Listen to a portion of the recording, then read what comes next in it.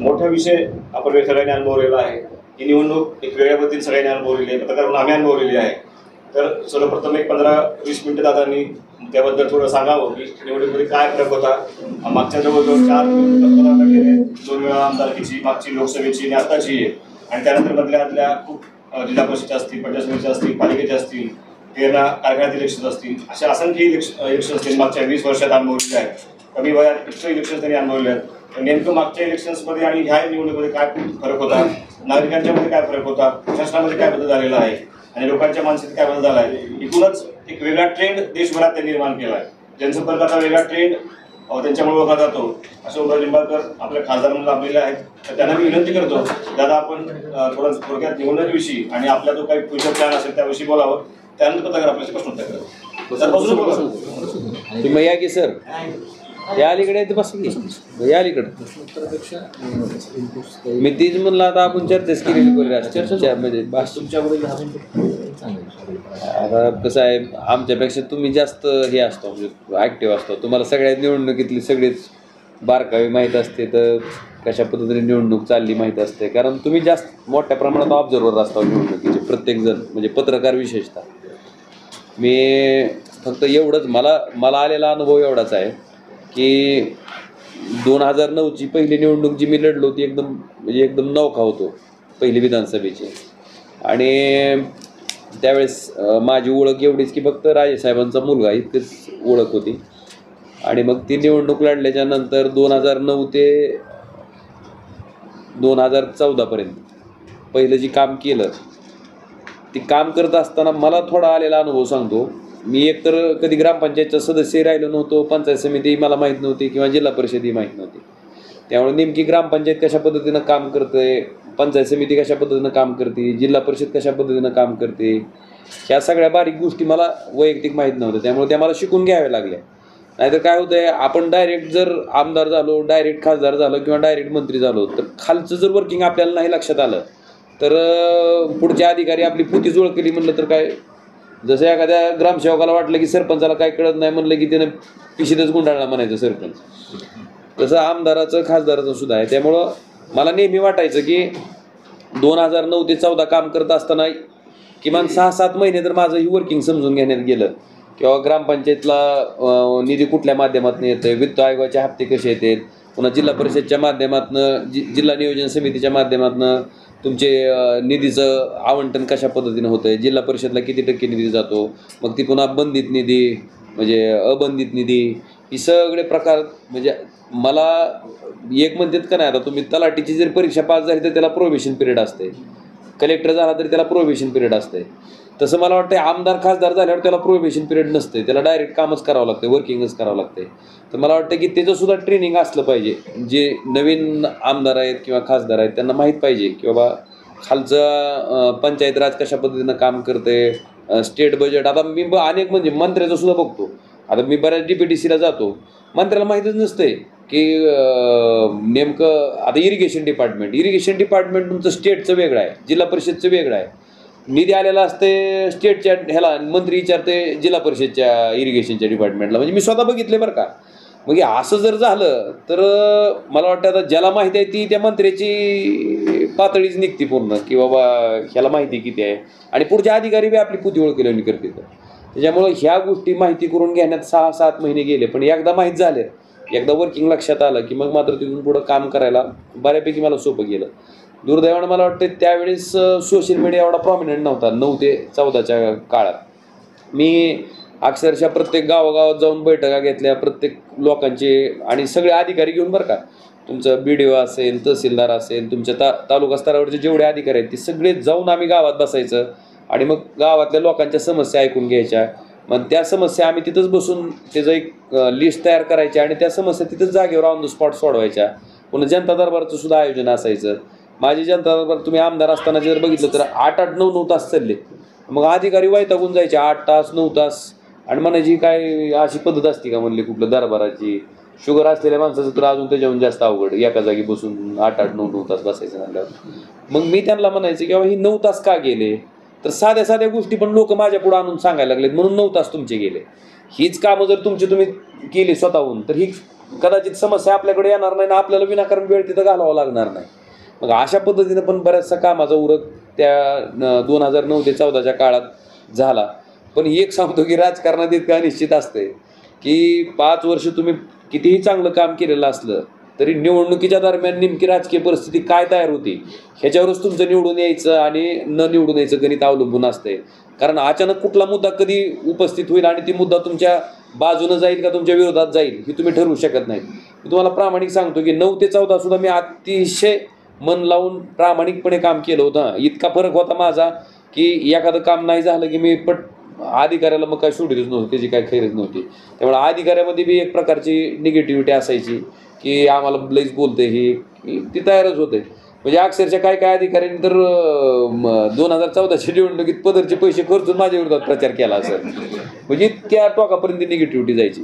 पण शेवटी मी बोलत होतो ती सामान्य माणसाच्या कामासाठी बोलत होतो, त्याचं काम व्हावं ही भावना होती. आणि शेवटी एक लोकप्रतिनिधी म्हणून काम करत असताना एखादं काम एखाद्या अधिकाऱ्याला एक वेळेस सांगितलं आणि तेच काम जर वारंवार सांगायची पाळी येत असेल तर कुठल्याही माणसाचा त्रागावणं साहजिक आहे, स्वाभाविक आहे. मला वाटते तशी सुरुवात होती. आता नवीन पहिला खेळाडू म्हणल्यावर थोडी सुरुवात अडकळत होतच असते माणसाची. पण जितकं चांगलं करता येईल तेवढं 5 वर्षात केलं. पण दुर्दैवानं 2009 ते 14च्या पुढचा जर तुम्ही विषय बघितला तर 14च्या निवडणुकीत नेमकी भाजपची नामची युती शेवटचे फॉर्म भरायला शेवटचा दिवस बाकी असताना 1 दिवस आधी तुटली. म्हणजे भाजपचे कार्यकर्ते वेगळे लढले, म्हणजे भाजप वेगळं लढलं, सेना वेगळं लढलं आणि लढून झाला. मला वाटतं 8-9 हजार मताचा डिफरन्स, म्हणजे मला कमी मतं पडली त्यावेळेस सुद्धा. आणि मग मला वाटते 14 ते 19चा काळ ती बरंचसं काय शिकवणारा होता. माणसाला म्हणतात की फक्त जसं विजय शिकवत नाही तसं पराजय बी शिकवते. ते 9 ते म्हणजे 14 ते 19च्या काळात सुद्धा बऱ्यापैकी मला शिकायला मिळालं की बाबा आपण आमदार म्हणून पदावर असताना प्रत्येक व्यक्तीचं आपल्याकडे बघणं बोलणं कसं असतंय, अधिकाऱ्याचं बघणं बोलणं कसं असतंय. आणि ज्यावेळेस आपण एखादं पद ग्रहण करत नाहीत, एक सामान्य माणूस म्हणून जगतो, त्यावेळेस आपल्याकडे बघायचं बोलायचं कशी पद्धत असते. ह्या दोन्ही गोष्टीचा डिफरन्स मला बघायला मिळाला. एवढं आहे की काम मात्र मी कधी सोडलं नाही. कदाचित 14 ते 19 म्हणजे मी तुम्हाला उदाहरण सांगतो. माझा रिझल्ट ज्या दिवशी होता विधानसभेचा त्या दिवशी गफारबाई म्हणून आपली ते सिमेंटचे व्यापारी आहेत बघा, त्यांचं लग्न होतं आणि नेमकं रिझल्टच्या दिवशीच लग्न होतं ती. तर त्यांनी मला म्हणली दादा आता निकालाच्या दिवशीच लग्न आहे. म्हणलं तुम्ही काळजी करू नका गफारबाई, मी येतो. म्हणलं निकाल काय का लागेना, म्हणलं येतो म्हणलं मी लग्नाला. आणि मी पडलेलो होतो, पराभूत झालतो. 9,000 मतं मला कमी पडली होती विधानसभेला. पण तरीसुद्धा त्या लग्नाला मी 4 वाजताच्या का 4:30 वाजताच्या लग्नाला मी गेलो होतो. म्हणजे मी हाताशून बसलो नाही कधी की आता चला पराभव झाला ना आता काय करायचं. मी म्हणजे अगदी पराभव झाल्याचे म्हणजे मतमोजणीतनं बाहेर आलो की मी लगेच माझं काम चालू केलं होतं. 14 ते 19मध्ये बी त्याच पद्धतीनं काम करत राहिलो. थोडं आपलं आत्मचिंतन बी केलं की बाबा आपण आपल्यात स्वतःत काय सुधारणा करणं गरजेचं आहे किंवा एखाद्या कामासाठी अधिकाऱ्याला किती टोकापर्यंत जाऊन चिडणं अपेक्षित आहे. कारण त्याचा फटका बसाच होता ना. कदाचित अधिकाऱ्यानं जर गोड बोलून काम केलं असतं तर मला वाटतं ती 8-9 हजार मतं सुद्धा कव्हर झाली असती. कारण 9,000 मतं म्हणलं तर राजभाऊती 4,000-4,500 मताच्याच फरकात राहते. तर पण मग तिथून माझ्यात स्वतःत सुद्धा सुधारणा करून घेतली की बाबा काम करत असताना. आणि लोक इतकी हुशार असते ती त्यांच्या इतकं म्हणजे आपण म्हणतो का नाही त्याचं काम असते. आता माझं आता सुद्धा सांगतो, आता मी आहेत कैलास पाटील, आम्ही सगळेजण काम करतोय. तर कैलास दादाला एकदा काम सांगणार, पुन्हा मला एकदा सांगणार आणि पुन्हा म्हणणार तर तुमच्या भाषेत बोला हो. त्याची इच्छा अशी असते की त्याच्यावर पण आपण त्याचा जाळच करावा त्याचा. आता ही 9 ते 14 माहीत नव्हतं तर ती जाळच करायचा मी त्याच्यावर. म्हणजे माणूस काम घेऊन आला की अधिकारी 100% चूक आणि माणूसच बरोबर. आणि मी त्याचंच ऐकायचं, त्या अधिकाऱ्याचं काय ऐकून घेत नव्हतं, त्यालाच बोलायचं, फड फड फड फड बोलायचं. त्याच्यामुळं आता मात्र मी शिकलो की बाबा ही कधी कधी अधिकाऱ्याचं त्याचं बी काहीतरी दुखणं असतं आणि अधिकाऱ्याच्या अंगावर कसं खासदाराला घातलं आमदाराला घातलं ह्याचा एक आनंद त्याला असतंय. अशा एक भावनेतनं काही सगळेच नाहीत, पण जिथं अन्याय होतं तिथं आज बी चुकत नाही मी बोलायला. आणि जिथं समजा काही इंटेन्शन नकोन करायला लागलं तर तेवढं मात्र थोडं समजून घेऊन किंवा दोन्ही बाजू आपण ऐकून घेतल्या पाहिजेत. कधीही काम करत असताना जनक समस्या सांगते त्याचीही बाजू ऐकून घेणं अपेक्षित आहे ना अधिकारी का काम करत नाही त्याचीही बाजू आपण समजून घेणं गरजेचं आहे. मला वाटतं ही 2 गोष्टी मला जयाच्या आणि पराजयाच्या काळात शिकायला मिळाल्या, ज्याचा फायदा मला सगळ्यात जास्त मला वाटतं 19 ते 24च्या टर्मला झाला. आणि मी त्या दोन्ही गोष्टीचं अवलोकन करून काम करत गेलो. आज 19 ते 24च्या दरम्यान मात्र मला 100% कॉन्फिडन्स होता पहिल्या दिवसापासून, कारण मी डे 1 पासनं लोकांच्या संपर्कात होतो. कोरोना आलो म्हणून मी काय घरी बसलो नाही किंवा कोरोनात आपण कसं बाहेर पडायचं म्हणून बसलो नाही. त्या दिवसापासून कामाला सुरुवात केली होती. आणि मग प्रत्येक गावात जाणं, आणि सहसा राजकारणी माणसं काम करत असताना मी एक बघितलं की त्याचं एक PR असते, त्याची एक प्रमोशनची एक एजन्सी असते, मग त्याची इमेज बिल्डिंगची एक पद्धत असते, मग त्याच्यासाठी काय काय करायचं ह्याच्यासाठी सुचवणारे काही आजूबाजूचे काय म्हणायचं त्याला मार्गदर्शक तत्वात लोक असते. ते मला वाटतं ह्या भानगडीत मी कधी पडलो नाही. मी कायमस्वरूपी एक काम करत गेलो की आलेलं काम आपलं आहे आणि आपण ते काम प्रामाणिकपणे केलं पाहिजे, कारण ती माणूस अपेक्षेनं आलाय की बाबा ही अडचण माझा लोकप्रतिनिधी दूर करेल. मला वाटतं ह्या पद्धतीनं डे 1 पासनं कामाला सुरुवात केली. आणि मग त्याचा परिणाम असा झाला की एका माणसाचं काम झालं तर एका माणसानं त्या गावातल्या 10 माणसाला सांगायला सुरुवात केली. मग 10 माणसं माझ्याकडे यायला चालू झाली. मग 10 माणसांनी 100 माणसाला सांगायला चालू केलं, 100 माणसांनी 1000 माणसाला म्हणजे ती मल्टिप्लिकेशनमध्येच वाढत गेलं. तसा कामाचा व्याप वाढत गेला.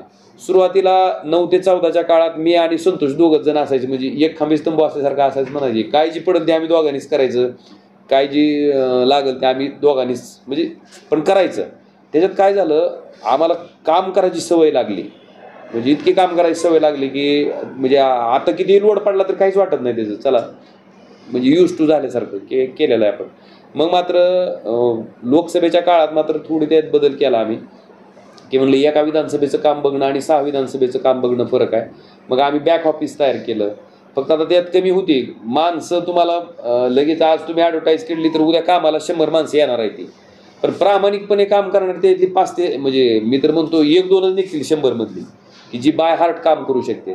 पण आमच्याकडं सुरुवातीला आम्ही सगळी म्हणजे बालाजी सावंत असेल, पुन्हा बाकीची सगळी एक बरीचशी टीम आमची पुन्हा जुळत गेली. मुन्ना तुमचा असेल, तिकडचे मामा आहेत ह्याचे उमरग्याकडे काम करणारे, इकडचं विकास पवार म्हणून बार्शीतला एक पोरगा आहे. पण एक त्यांना सवय कशी कुठून सुरुवात झाली की बाबा मी स्वतः खासदार असताना एखादं काम माझ्याकडे जर आलं तर मी त्याचा पाठपुरावा इतक्या हे करतो की बाबा असं नाही की काहीतरी काम सांगितले अधिकाऱ्याला होईल बघल असं नसायचं. साधं जरी काम सांगितलं तर मी तिथंच ताबडतोब, समजा तहसीलदारकडे असेल तर तहसीलदारला कॉन्फरन्सवर घेणं, त्याचं काय जी काम असेल ते त्याचं काम मार्गी लावून देणं. मग ही कामाची पद्धत, संतोषची कामाची पद्धत ही बाकीच्या सगळ्या लोकांनी अनुकरण केलं त्याचं.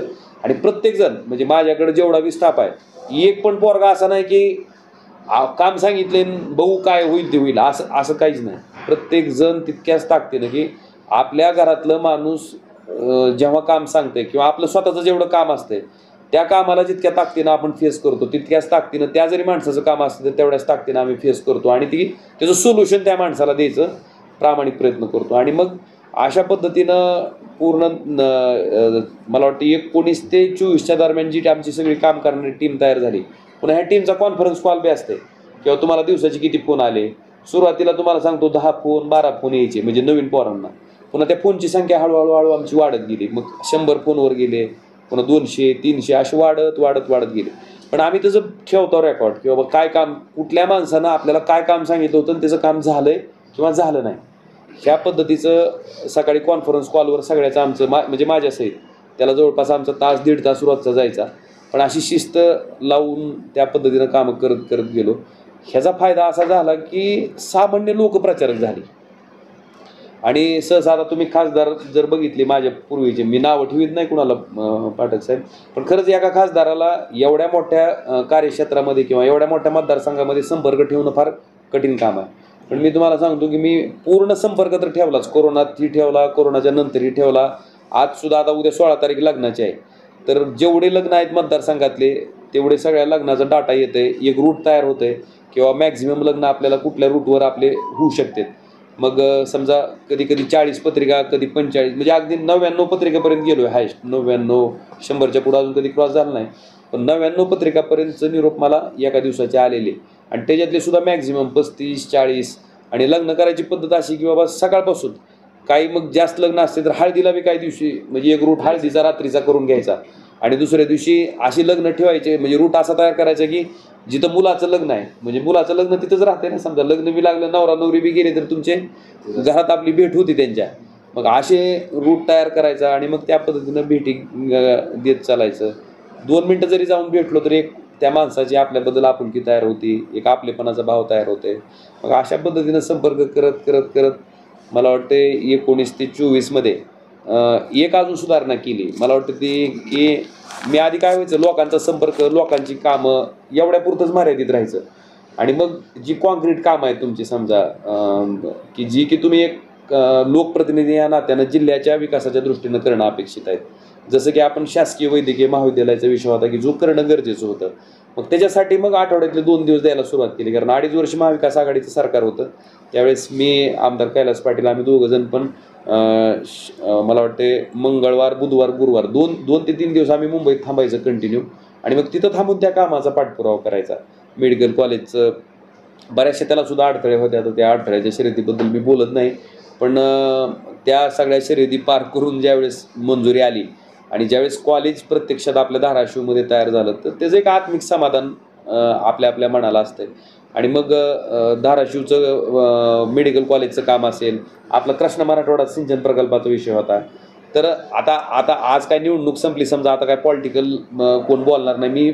मी बोललो म्हणजे माझं एक वैशिष्ट्य आहे, मी निवडणूक असो किंवा नसो, जी वस्तुस्थिती आहे, जी फॅक्ट आहे, तीच मी कायमस्वरूपी मांडली.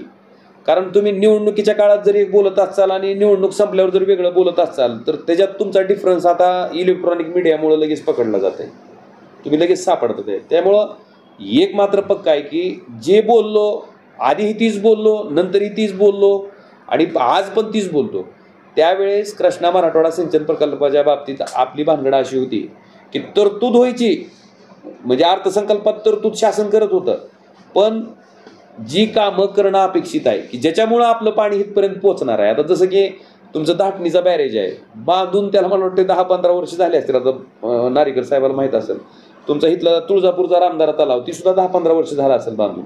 पण धाटणीच्या बॅरेजपासून ते रामदारा तलावपर्यंत ही जी कामं आहेत त्याला मात्र प्राधान्यक्रमात स्थान नव्हतं. म्हणजे एक पद्धतीनं ताट वाढलंय पण हातानं जेवायचं नाही, अशा पद्धतीचं एक आट टाकून शासनानं ठेवली होती, ज्याच्यामुळे ही कामच करता येत नव्हती.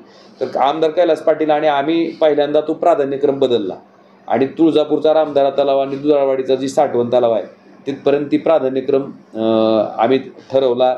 त्याच्यासाठी लागणारी जी, कारण 3 पद्धतीनं कामं चालते, ती एक मेकॅनिकल डिपार्टमेंटचं वेगळं असतंय, इलेक्ट्रिकलचं वेगळं असतंय आणि सिव्हिलचं वेगळं असतंय.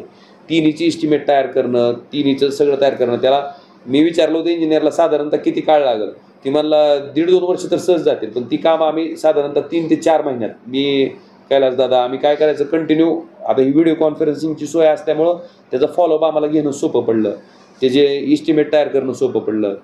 इस्टिमेट तयार केले, ती कामं प्राधान्यक्रमात घेतली, कारण जोपर्यंत रामदारा तलावापर्यंत पाणी येणार नाही तोपर्यंत पुढचं कामच तुमचं प्रोग्रेस होणार नाही. आणि मग प्राधान्यक्रमात घेतलं गेलं. त्याचा GR जयंत पाटील साहेब जलसंपदा मंत्री असताना निघाला, पण दुर्दैवानं 2.5 वर्षातच पुन्हा गुवाहाटी मार्गे, आपलं काय सुरत मार्गे गुवाहाटीचा प्रवास झाला आमचं पुन्हा. पण असो, जरी ती तसं झालं असं तरी आम्ही त्याचा पाठपुरावा मात्र सोडला नाही, पण उशीर मात्र 100% लागला. कारण ज्या पद्धतीने इस्टिमेट करायला 1.5 वर्षाचा कालावधी लागला असता ते आम्ही 6 महिन्यात करून घेतलं होतं. तर टेंडरसुद्धा काढून त्याचं काम प्रोग्रेस करून आमची अपेक्षा होती की 2024च्या महिन्यात आपल्याला ती पाणी रामदारा तलावापर्यंत आणून टाकायचं. ह्या भूमिकेतनं मी कैलास दादा आम्ही दोघंही त्या कामाचा अतिशय प्रामाणिकपणे पाठपुरावा करत होतो. आणि आता थोडंसं सरकार बदलल्याच्या नंतर थोडं सवतीच्या लेकरावानी वागवायचा प्रकार असतंय, ती काय वागणं झालं, पण शेवटी पाणी आलं पाहिजे पाणीपर्यंत, म्हणजे ही भूमिका होती. त्याच्यासाठी ही प्रामाणिक प्रयत्न आम्ही त्या काळात केले. फक्त पहिल्या टर्ममध्ये ह्या टर्ममध्ये एवढाच फरक आहे की कॉन्क्रीट कामं करण्याच्या दृष्टीने सुद्धा आम्ही पावलं उचलली. RDSSची योजना आहे तुमची, कारण लाईटच्या अडचणी यायला. आता लाईटच्या अडचण नुसतं आम्ही DP किती जरी इथं DPDCला तरतूद केली तर त्याचं सोल्युशन मिळणार नव्हतं. त्याच्यासाठी बेसिक इन्फ्रास्ट्रक्चर आपल्या जिल्ह्याचं वाढवणं गरजेचं होतं आणि ती वाढवायचं असेल तर त्याला भरीव निधीची गरज होती. तर 1303 कोटी रुपयाची तरतूद RDSSच्या माध्यमातून तयार करणं असो. पुन्हा अजून एक महत्त्वाची गोष्ट, सोलापूर तुळजापूर धाराशिवचा रेल्वे मार्ग, ह्याच्या प्रोसिडिंगसुद्धा आहेत. आता ही थोडंफार ही वर्किंग मला कैलास दादामुळे मी थोडं लक्षात आलं बरं का, की यार आपण नुसतं गदे काम करून उपयोग नाही. लोकांना कॉन्क्रीट काम करणं सुद्धा म्हणजे आपण केलेलं काम पण लोकांकडे जाता आलं पाहिजे, ते दाखवता. कारण कसं असते राजकीय काम म्हणजे ती श्रेय घ्यायची कुतरवड लागलेली असते. आणि माझं काय व्हायचं, काम करायचं पण त्याचं कधी काय म्हणायचं रेकॉर्ड ठेवायचं नाही, काय नाही. मग तिथून मात्र मी हुशार झालो. मला वाटते सोलापूर, तुळजापूर, धाराशिव रेल्वे मार्गाच्या प्रत्येक मिटिंगचं प्रोसिडिंग आज कलेक्टर ऑफिसकडं आहे. किंवा काय अडचण आली होती, काय करायचंय आणि काय केलं, त्याच्यात खासदाराच्या निर्देश आहेत, त्याच्यात कलेक्टरचे निर्देश आहेत, अडचण काय आली त्याचं रेकॉर्ड आहे. आणि प्रत्येक महिन्याला बैठक घेतली आपण, कारण महसूलचे अधिकारी, रेल्वेचे अधिकारी असा एकत्रित आपली ती बैठक चालायची. ती काम त्याला सुद्धा जी गती मिळाली त्याच्यात 100% ह्या बैठकीचा वाटा आहे. विभागीय बैठका असतील तिथंही तेवढ्या वेळ द्यायचं, तिथंही त्याचं कामाचं आउटपुट काढून घ्यायचं. पुन्हा विम्यासारखा प्रश्न आला, विम्याच्या बाबतीत आता खरं सांगतो, खरंच ही प्रधानमंत्री फसल विमा योजना का नाही, ही नुसती कंपनी धार्जिनच आहे. कारण त्याचं जी सगळं तुमचं ही काढलेलं आहे का काय म्हणायचं करार जो झाला आहे केंद्र सरकारमध्ये आणि विमा कंपन्यामध्ये, त्याच्यात जेवढे अटी शर्ती नियम आहेत ती सगळे कंपनीला कसं बेनिफिट होईल अशाच पद्धतीचे आहेत. आणि त्याचा जर आपण मागोवा घेतला की आजपर्यंत जसं प्रधानमंत्री फसल विमा योजना चालू झाली त्या दिवसापासून कंपनीनं प्रीमियम घेतलं किती आणि त्याच्या बदल्यात कंपनीनं क्लेम सेटल केले किती, ह्याचा जर मागोवा घेतला तर कंपन्या मला वाटते 5-5, 10-10 हजार कोटीच्या नफ्यात असलेल्या तुम्हाला त्या ठिकाणी बघायला मिळतील. मला वाटते ह्या योजनेचा सरकारनं बदल केला पाहिजे. ह्याच्या बाबतीत आमचं सरकार असताना आम्ही ते 80-110चं लिमिट आणलं होतं. म्हणजे कंपनीला प्रॉफिट कमवायला बी लिमिट आणि नुकसान भरपाई द्यायला बी लिमिट, एक प्रकारचं बंधन त्या ठिकाणी घालायचं काम. म्हणजे 100 बीड पॅटर्न ज्याला म्हणतो का आपण, त्याचं पर्च्युएशन सुद्धा कैलासदादांनी आम्ही केलं होतं, त्याच्यात बसवायचं आम्ही केलं होतं. पण शेवटी कसं असतं ती सरकार काय म्हणायचं सत्तेपुढं शांतून काही चालत नाही, त्यामुळे ती रिवाडायचं काम चालू होते. आता सुद्धा बघा तुम्ही काहीच ती परिपत्रक काढायचं गरज नाही, पण कंपनीला फायदा होतोय म्हणून परिपत्रक केंद्र सरकारनं काढले ऐन निवडणुकीत बरं का. वरकर्मी दिसताना असं दिसतंय की सामूहिक नुकसान झालंय असं गृहीत धरून तुम्ही नुकसान भरपाई द्या, पण त्याच्यासाठी जी सूत्र वापरलंय त्या सूत्रानुसार परिस्थिती अशी येणार आहे की जी तुम्हाला अग्रिम मिळालाय 5,000 रुपये म्हणजे हेक्टरी 5,000 रुपये म्हणजे जो काय मिळालाय त्या अग्रिममधलेच पैसे शेतकऱ्याला परत द्यावे लागतील कंपनीला त्या सूत्रानुसार, अशी परिस्थिती आहे. त्यामुळं अशा ज्या खोट्या मारायचे प्रकार होतात का म्हणजे ते खरंच दुर्दैवी आहेत. मला वाटतं अशा बारीक गोष्टीकडे सुद्धा लोकप्रतिनिधीचं लक्ष असणं गरजेचं आहे. आणि मला अडचण मोठी काही ते सांगतो, आता धाराशिवचा एक जिल्हा, पुन्हा तुमचं लातूर, सोलापूर, त्याला खंडपीठ येतंय मुंबईचं, ह्याला खंडपीठ येतंय संभाजीनगरचं, लातूरचं ह्याचं भागतंय. मग आता ते तिन्ही पातळीवर लढायला सुरुवात केली आम्ही. आता नेमकं काय व्हायचं, धाराशिवचा विषय व्हायचा आणि मग त्या पद्धतीनं बार्शीमध्ये इम्प्लिमेंटेशन करायला थोडंसं अडचणीचं असायचं, पण ती सुद्धा करायला आम्ही हळूहळू सुरुवात केली, ज्याचा फायदा बी झाला. मला वाटते बार्शीकर सुद्धा मान्य करतील की विमा कधी पूर्वी मिळत त्यांना, म्हणजे विम्याचं ना आमचं काय म्हणजे आता रे पाठक साहेब सुद्धा सांगते माहितीच नव्हतं त्यांना विमा अनुदान असलं काय भानगड आहे, सारखीच आहे. तर त्यांना सुद्धा ती मिळायला आता सुरुवात झाली. आणि मला एक वाटतंय की सरकार नावाच्या यंत्रणेनं आपण राबवलेल्या योजनेचा आपण सुद्धा मागोवा घेणं अपेक्षित आहे ना, की आपण योजना आणली पण त्या योजनेचा बेनिफिट जर कंपन्यांनाच होत असेल तर त्याच्यात सुधारणा करणं सुद्धा सरकारची जबाबदारी आहे ना. सरकारमध्ये जे बसलेले प्रमुख लोक आहेत त्यांची जबाबदारी आहे ती. असं नाही की बाबा चाललंय चलत राहायचं असं नाही ना. हजारो कोटी रुपये कंपन्या नफा कमवतात आणि शेतकऱ्याला त्या ठिकाणी तुम्ही जर तोंडाला पानं पुसत असाल तर मला वाटतं ती सुद्धा योग्य नाही. तिथं सुद्धा त्याचं अवलोकन व्हायला पाहिजे. हां, एवढं मात्र आहे की मागच्या 19 ते 24 असं होतं, हम करे सो कायदा, पाशवी बहुमत होतं, व्हायचं बहुमत, आमचं मतदान सुद्धा मागायचा काही विषय नसायचा, निघाली पुढं. पण आता मात्र मला वाटतं की आता पहिलं अधिवेशन येणार आहे, आता एक सक्षम विरोधी पक्ष मला वाटतं तिथं आहे आणि लोकशाहीमध्ये सक्षम विरोधी पक्ष हा असलाच पाहिजे. विरोधी पक्ष जर नसेल आणि निरंकुश सत्ता असेल तर मला वाटतं कुठल्याही जनतेचं त्याच्यातनं भलं होऊ शकत नाही. निरंकुश सत्तेचं रूपांतर पुन्हा कशात होतं आहे म्हणजे माणसाच्या डोक्यात कशी हवा जाती ती मला वाटतं अख्ख्या देशानं अनुभवलेली आहे. फक्त देशानं नाही, जागतिक पातळीवर सुद्धा जर आपण अनेक उदाहरणं घेता येईल, रशियासारख्या देशाचं उदाहरण घेता येईल, चीनसारख्या देशाचं उदाहरण घेता येईल. आता त्याच्यातनं फायदा होतो आहे का नुकसान होतं आहे, आता तिथं लोकशाहीचं अस्तित्वात नसल्यामुळं आपल्याला ते अवलोकन करता येणार नाही. पण मला वाटते देशाला स्वातंत्र्य मिळवत असताना काही सहजासहजी कुणालाच मिळालेलं नाही. अनेक लोकांनी हौतात्म्य पत्करलं आहे, अनेक लोकांनी प्राणाची आहुती दिली आणि फार कष्टातनं हे स्वातंत्र्य मिळालं आहे. मला वाटते देश ती स्वातंत्र्य टिकवण्याच्या बाबतीत किती जागरूक आहे, मला वाटतं ह्यावेळेसच्या निकालावरनं बऱ्यापैकी सगळ्याला अंदाज आला असेल. आणि हिथं कोणच बालिकेला नाही आणि हिथं कोणच देव नाही, कोण असं समजायचं कारण नाही की मी आलो म्हणजे लोकाला गृहीत धरून कुणालाही राजकारण करता येणं शक्य नाही. त्याची एक चुणूक लोकशाहीच्या माध्यमातून लोकांनी दाखवली. मला वाटतं ह्याच मी स्वतः काम करताना तर मी कधी असं माझ्या डोक्यात म्हणजे एकदा आमदार झाल्यावर ती थोडं हवेत चालायला चालू करते, दुसऱ्यांदा झाल्यावर तर पुन्हा त्याचं पाय टेकतच नाही, आणि तिसऱ्यांदाचं तर का पुन्हा विषयच नाही, त्याला वाटतं हे काय आपलंच आहे सगळं. पण ती कधी हवा कुठल्याही लोकप्रतिनिधीनं डोक्यात न जाऊ देता मला वाटतं जमिनीवर राहून जमिनीवरच्या लोकांसाठी जर काम केलं तर 100% ते फलदायी असते. खरं महेश सर आता काय एवढ्या वेळात सांगणं शक्य नाही, बऱ्याचशा गोष्टी आहेत. माझं सांगत बसतो तर आपला दिवस इथंच जायचा. त्यामुळं फक्त काही प्रामुख्यानं आलेले अनुभव तुम्हाला सांगितले. अजून एक, आपण आश्वासन देताना सुद्धा जी होईल ती सांगणं गरजेचं आहे. नाहीतर काय असतं, निवडणूक आली का आता माझ्याकडे सुद्धा बरीच हे तुम्ही बघा गावात जाऊ द्यात पुढारी निवडणुकीच्या टायमाला, त्याला गावकर म्हणणं पाऊस देतो, आबाळ लगेच आणतो, समुद्र आहे आता उद्या तू बुटीतून फिरायला चालू करू, आपण डोंगर तयारच करतो. हे असं असतंय. मला वाटतं तिथं आपण वाचलं पाहिजे. जी करणं शक्य आहे तीच आपण बोललं पाहिजे, आणि जी बोललंय मग तिथं जीवाचं रान करून ते पार पाडलं पाहिजे. मला वाटतं ह्याच्या बाबतीत थोडं काय मी अजून नेते मंडळीचा बराच अभ्यास केला आहे की 40-40 वर्षी एकच सांगते ती, आणि तू लोकाला वाटतं ती फार सोफिस्टिकेटेड आहे, विजन फार त्यांचं प्रगल्भ आहे. असं विजन प्रगल्भ नुसतं सांगण्यानं होत नसतंय.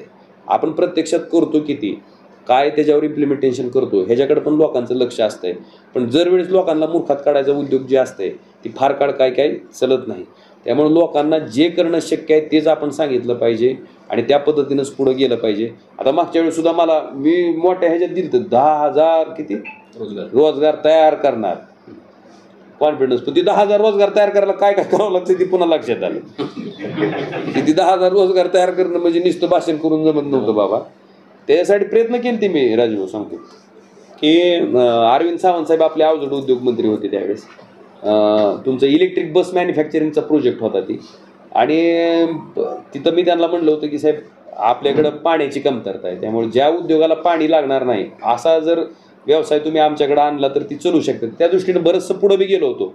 पण पुन्हा महाविकास आघाडी झालं, तिथं दिला राजीनामा, ती बी गेलं सगळं गबाळ गुंडाळून पुन्हा. आणि पुन्हा मग त्याचं मात्र ज्या पद्धतीनं फॉलोअप म्हणणं किंवा आपल्या हक्काचा मिनिस्टर असणं आणि आपण त्याच्याकडनं काम करून घेणं, आणि परत अपरिचयाचा मिनिस्टर येणं आणि मग त्याच्याकडनं काम करून घेणं, त्याला बऱ्याचशा गोष्टी त्याला मर्यादा पडतात. आणि आत्ताच्या राजकारणात काय झालंय, सत्ताधारी पक्ष म्हणजे इतका आपण म्हणजे ती डोक्यात गेलंय सगळ्याच्या की ती सत्ताधारी पक्षाचा आमदार खासदार असेल तर त्याच्या मतदारसंघात निधी द्यायचा, विरोधी पक्षाचा असला भले संविधानिक पद असलं तर त्याला मात्र उगा आपलं सौदीच्या लेकरांनी त्याला वागवायचं, आपलं जसं असेल तसं बघ तुझं. आणि आत्ताच्या सुद्धा तुमच्या ह्या 2.5 वर्षाच्या कार्यकाळात तुम्ही जर बघितलं तर मोठ्या प्रमाणावर दिसून येत आहे. मला वाटतं प्रत्यक्षात असं नसायला पाहिजे. ठीक आहे, एक 70% 80% तुम्ही त्यांना द्या, आम्हाला 50-60% द्या, 10-20%चा फरक आपण समजून शकतो, पण निवड काहीच द्यायचं नाही आणि दुसऱ्या ह्याला भरभरून द्यायचं. मला वाटतं ही वागणं सत्ताधारी लोकांचं सुद्धा योग्य नाही. कुणाची काय सत्ता असं ना, कारण कायम कोणच सत्तेत राहत नसते आणि कायम कोणच विरोधात राहत नसतं. ही प्रोसेस अखंड निरंतर चालत असते. तर त्याही पद्धतीचं गोष्टी मला वाटतं सुधारणा असणं अपेक्षित आहे. एवढं मात्र आहे, लोकप्रतिनिधी ही पद अतिशय जबाबदारीचं आहे. त्या लोकांचं 5 वर्षाचं भवितव्य आपल्याकडे असतंय. आता मी एक प्रोजेक्टचा फक्त अभ्यास केला, तर ही सुरत चेन्नईचा, म्हणजे त्याच्यात किती लोकांचं भवितव्य अवलंबून आहे, किती लोकांच्या जमिनी जाणार आहेत, त्यांना मिळणारा जो मोबदला आहे तुमचं. परत आपल्या रेल्वे मार्गाच्या बाबतीत सुद्धा मला वाटतं त्या ठिकाणी आपण स्वतःला ठेवून बघणं गरजेचं आहे की बाबा माझी जमीन चालली स्वतःची आणि त्याला मिळणारा रेट आणि त्या माणसाला मिळणारा रेट, मला वाटतं तिथं आपण त्याची किरकिर म्हणण्यापेक्षा आपण स्वतःला तिथं ठेवून त्या ठिकाणी ठेवून त्याचा विचार करून आपण त्याच्यातनं सोल्युशन काढणं अपेक्षित आहे. ज्याच्यामुळं आपण बघितलं असं रेल्वे मार्गाच्या बाबतीत सुद्धा बराचसा संघर्ष झाला. पाठक साहेब तिथं कधी कधी आमच्या अंगावर मिळालं की ह्यांना प्रोजेक्ट होऊ द्यायचा नाही म्हणून काहीतरी कुठाना काढायला लागलेत, पण तशी भावना आमची अजिबात नव्हती. आमची भावना इतकीच होती की थेट खरेदीनं महाराष्ट्रातल्या सगळ्या रेल्वे मार्गाचं जर भूसंपादन झालं असेल आणि त्या शेतकऱ्याला जर 5 पट मोबदला मिळाला असेल तर मग आपल्या धाराशिवच्या शेतकऱ्यांनी नेमकं काय घोडा मारलंय की तुम्ही ते चौपटीनं आणि कंपल्सरी ॲक्विजिशननं जी की प्रोसेस तुम्ही थेट खरेदीनं सुरुवातीपासून अंमलबजावणी केली ती तुम्ही अचानकच प्रोसेस बदलली आणि ह्या पद्धतीनं ती घेतली. त्यामुळं शेतकऱ्याचं जिथं नुकसान होतंय त्याच्या बाबतीत मात्र आपण लोकप्रतिनिधी ह्या नात्यानं आम्ही जागरूक बी राहिलो, त्याच्यासाठी आवाज बी उठवला, जिथं जिथं काम करणं अपेक्षित आहे तेही केलं. काही लोकांना कोर्टातही पाठवलं, कोर्टाच्या माध्यमातून बी त्याचे काही निवाडे आले. मला वाटतं त्याचा फायदा आपल्या लोकांना भवितव्यावर किंवा भविष्यावर त्यांना मिळणाऱ्या पैशाच्या बाबतीत, मोबदल्याच्या बाबतीत निश्चितपणे होणार आहे. अजून एक गोष्ट मला सारखी लक्षात येते की आपल्याकडे कृष्णा मराठवाड्याची कामं चालू आहेत. लोकांच्या जमिनी अधिग्रहण केल्यात, 10-10, 15-15 वर्ष झालं तरी त्याचे पैसे मिळत नाही.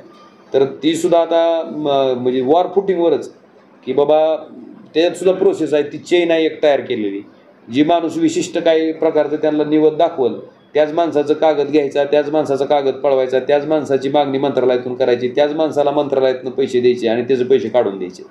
मी आता काही प्रकरणं धक्कादायक आहेत की लँड ॲक्विजिशन उशिरा झालेला असताना बी त्याचा मोबदला मिळाला आहे, पण आधीच्या लोकांचे पैसे अद्यापपर्यंत दिलेले नाहीत. मला वाटतं ह्या सुद्धा काही गंभीर बाबी आहेत.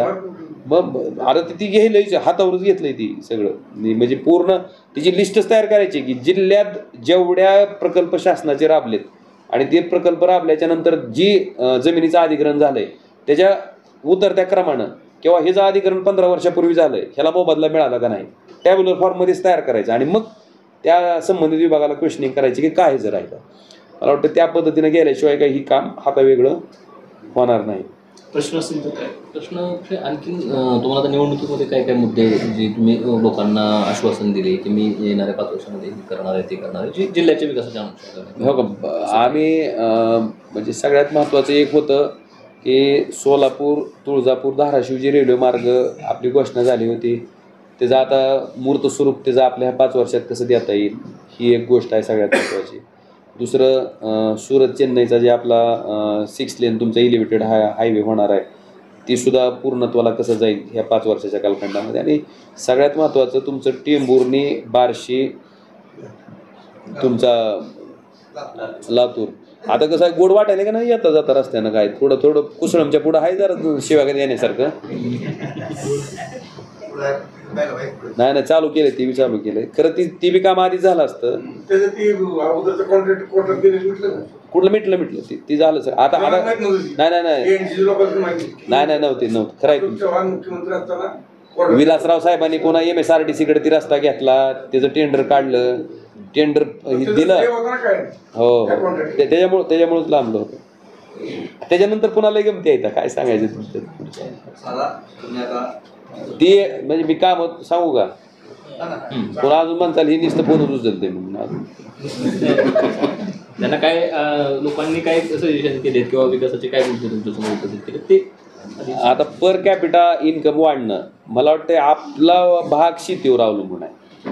आता किती जरी कोणी काय सांगत असेल की फार मोठे उद्योगधंदे आणेन हे तर मी फार काय कसलं इंडस्ट्रीयल हब पण अजून काय लय शब्द आहेत त्याला आता मला थोडं वाकडे क्लस्टर.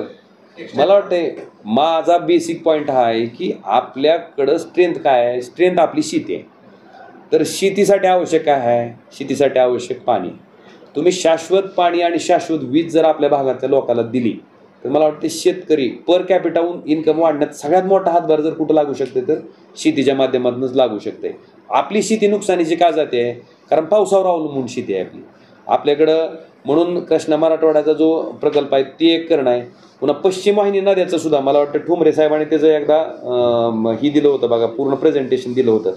तर पश्चिम वाहिनी नद्याचं सुद्धा पाणी जर आपण आणू शकलो तर त्याच्यातनं बऱ्यापैकी पाणी म्हणजे अगदी मांजरा धरणातनं तेरणा धरणापर्यंत पाणी येऊ शकते आणि अतिशय कमी खर्चात कमी पैशात येऊ शकते. त्याचं प्रेझेंटेशन सुद्धा आम्ही जयंत पाटील साहेबाला दिलं होतं, त्याच्यावर पण काम चालू आहे. आत्ताच्या बी सरकारनं काम करायला आहे म्हणजे त्याने काय आडगळीला टाकलेलं नाही. कारण सगळ्यात महत्त्वाचं की पाणी असणं गरजेचं आहे आणि पाण्यासाठी आपण जेवढे काही सोर्सेस आपल्याला अवेल होते किंवा जी काय ज्या माध्यमातून पाणी येऊ शकते त्या माध्यमातून पुढे जाणं गरजेचं आहे. मी केंद्र सरकारकडे सुद्धा कायमस्वरूपी विनंती मागच्या 5 वर्षात ती केली होती किंवा तुम्ही जी देशाला आर्थिक महासत्ता करायचं म्हणताय तुम्ही नदीजोड प्रकल्पासारखा महत्त्वाकांक्षी प्रकल्प जोपर्यंत हातात घेणार नाहीत तोपर्यंत नुसते मोठे मोठे हायवे करून ही करूनच तुम्ही जी 2 ट्रिलियन किती 3 ट्रिलियन ही इकॉनॉमी जी गाठायचं म्हणतो ती शक्य नाही. तुम्ही शाश्वत पाणी द्या लोकांना, शाश्वत वीज द्या लोकांना. आपल्या देशातच ती शक्ती आहे ना. आपली ताकद आहे शेती आणि आपण चाललो तिसरीकडेच.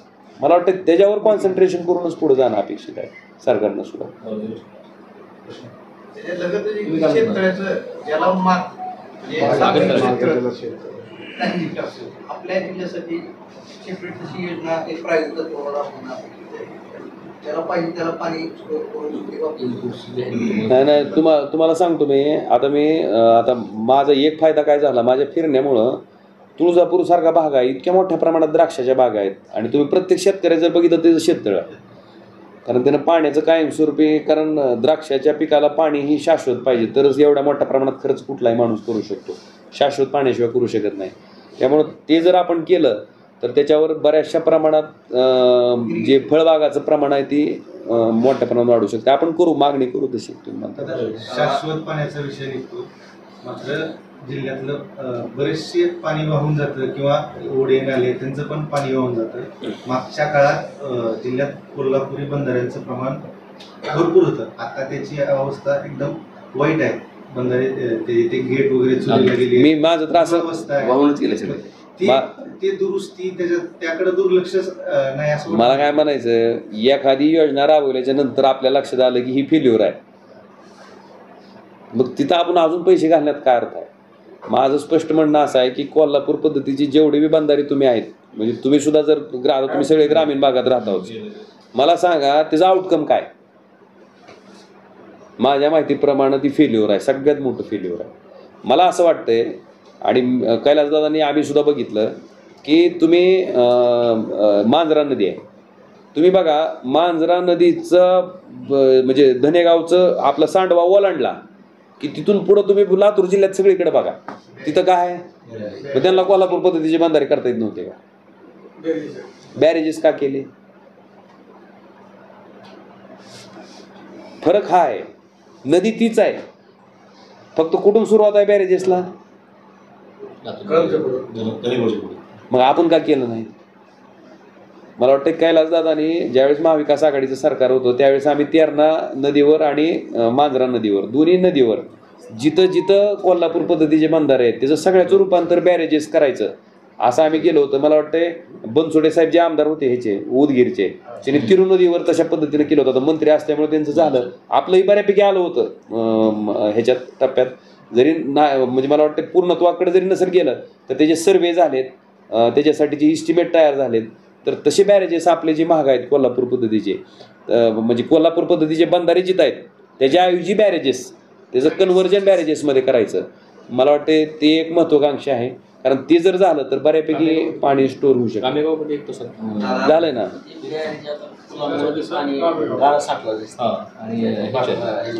आणि अजून एक काय सांगू का, पाणी ही संपत्ती आहे, ही लोकांच्या आत्ता लक्षात आलंय आपल्याकडच्या.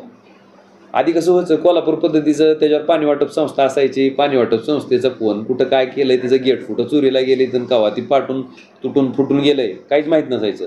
पण आत्ताच्या लोकांना त्याच्या बाबतीत अवेअरनेस आहेत, आता लोक अतिशय जागृतपणे बघतात. आणि तुम्ही जे म्हणताय ना, काही लोकांनी तर पदरचे पैसे घालून खुलीकरण केलेलं आहे बरं का, बऱ्याच ठिकाणी स्वतः मशिनी लावून केलेलं आहे. त्यामुळं ही जी आहे ना, ही गाळाची जी पद्धत आहे, बॅरेजेसमध्ये सुद्धा गाळ येत आहे, त्यावेळेस आपल्याला ती गाळ नित्यनियमानं उपसणं गरजेचं आहे प्रत्येक वेळेस. त्याचं हो, गाळ जेवढा येईल तेवढं पाणीसाठा कमी होणार. आता लोकसभेची निवडणूक आपल्यावर त्या निवडणुकीत एखादा प्रोजेक्ट 5 वर्षात आपण आता आपण लोकांनी आपल्याला मॅन्डेट चांगल्या पद्धतीने चांगला मतार्थी दिलेले. आता तुमचं एक नेमकं आयडियल धाराशिव जिल्ह्यासाठी खासदार म्हणून उद्योगासाठी प्रामुख्याने काय, कारण त्याला जोडून असं आहे की आता आपण विरोधी पक्षात आहोत, तर नेमका त्याचा समतोल कसा साधण्याचा आपल्याकडे प्लॅन आहे किंवा आपल्या डोक्यात नेमकं आयडियल धाराशिवसाठी काय असणार. मी तुम्हाला म्हणजे बालाजी माझं म्हणणं असं आहे की बाहेरचा कुठला तरी एखादा मोठा उद्योगपती येईल आणि आपलं भलं करील, मला वाटतं ह्या विश्वासावर आपण राहण्यात काय अर्थ नाही. त्याच्यात माझं स्पष्ट म्हणणं असं आहे की आपल्याकडची बरीचशी लोकं किंवा इथं काही साधन नाही म्हणून जी लोकं पुण्याला, मुंबईला, संभाजीनगरला बऱ्याच ठिकाणी गेलेले आहेत.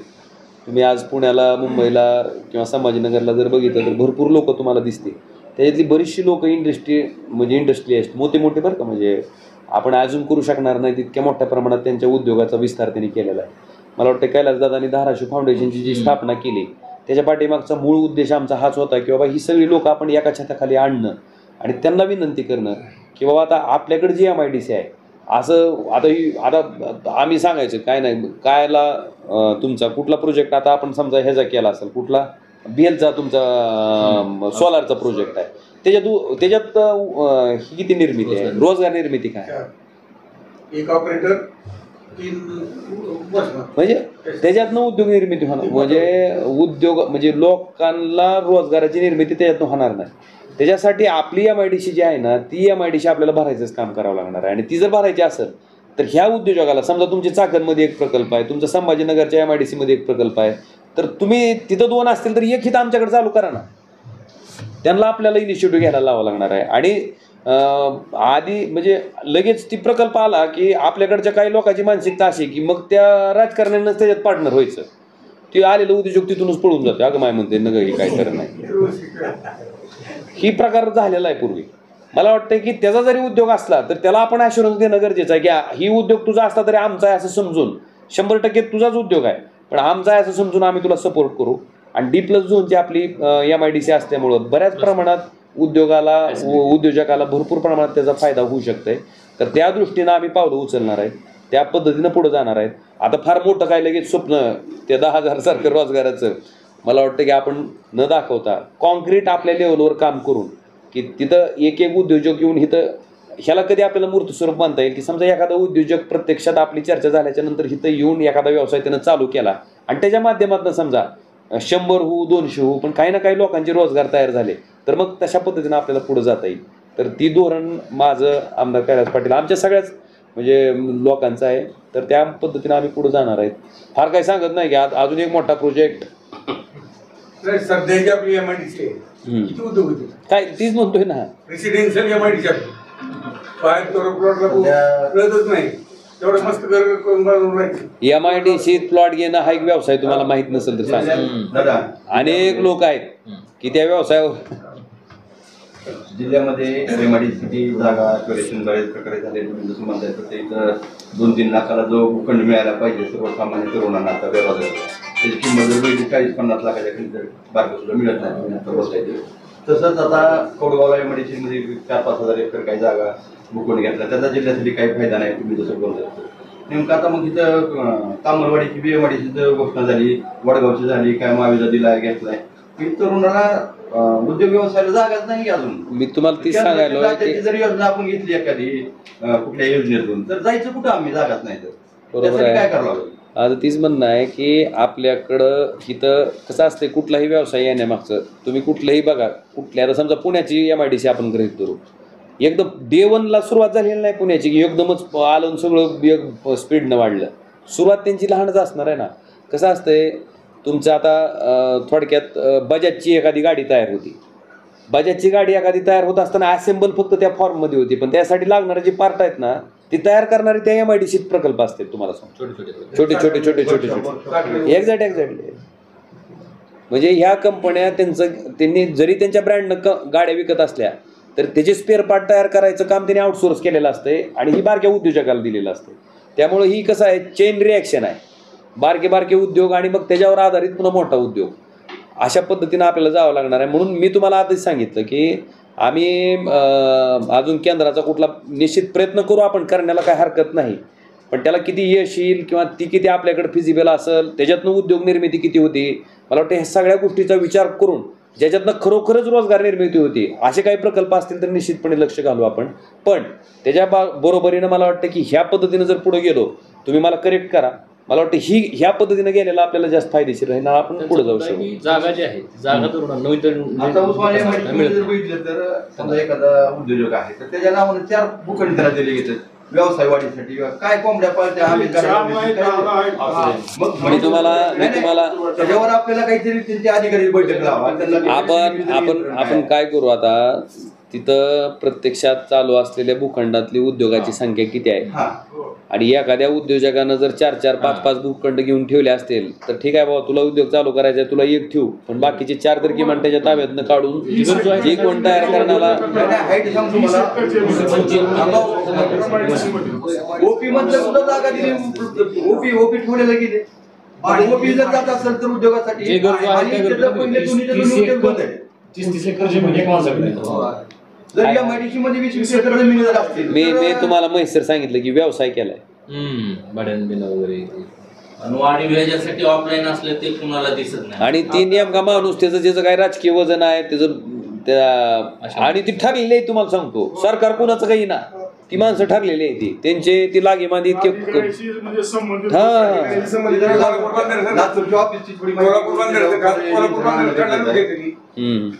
लोअर तेरणा आता अजून पैसे मिळाले त्या काय उपयोग होत आहे स्कीमचा. आता 100 कोटी रुपये पाहिजे आपले एका डोकर माहिती आहे मला ते. एवढं कशाला ती शहाणपणा इस्रायलचं तंत्रज्ञान राबवायला गेलते तिथं 50 कोटी खर्चून माती करून बसले तर कुठं तेरणावर बंद पाईपलाईनद्वारे पाणी पुरवठा. हे असलंच काहीतरी कुणाच्या कशाला होती चौकशी. पुन्हा इलेक्शन लागल्यावर पुन्हा खर्च देते की 500,000. नीती आयोगाचा ज्यावेळेस अहवाल आला आणि दरवेळेस त्या संदर्भात संशोधन करून दरवर्षी त्याच्या अहवालाचं म्हणजे हे होतं. केंद्र शासनाने काय केलं होतं की मधल्या 2 वर्षाच्या काळामध्ये रेड क्रॉसला उस्मानाबाद जिल्ह्यामध्ये शिक्षणाच्या संधी आणि शेतीच्या संदर्भातल्या काय नेमकं पेरणी वगैरे कसं करायचं आणि आत्महत्या करण्याच्या संदर्भातलं त्यांना तिथं काम दिलं. 2 वर्ष त्यांनी काम केलं आणि त्याचे अहवाल तिथं सादर केले. ते अहवाल कधी उघडच केले नाही. शेतकरी आत्महत्याच्या ना मला वाटतं विनायक ह्या नावाचा एक पोरगा होता बघा त्यानं केलेला रेड क्रॉसची पूर्ण टीम उस्मानाबादमध्ये येऊन राहिली होती आणि त्याच्यामध्ये सगळ्यात महत्वाचं केंद्र शासनाच्या ज्या शिक्षणाच्या संधी आहेत आणि केंद्र शासन जे त्याच्यासाठी निधी देतो त्याचा अहवाल त्यांनी त्याच्यामध्ये तयार करून पाठवलेला आहे.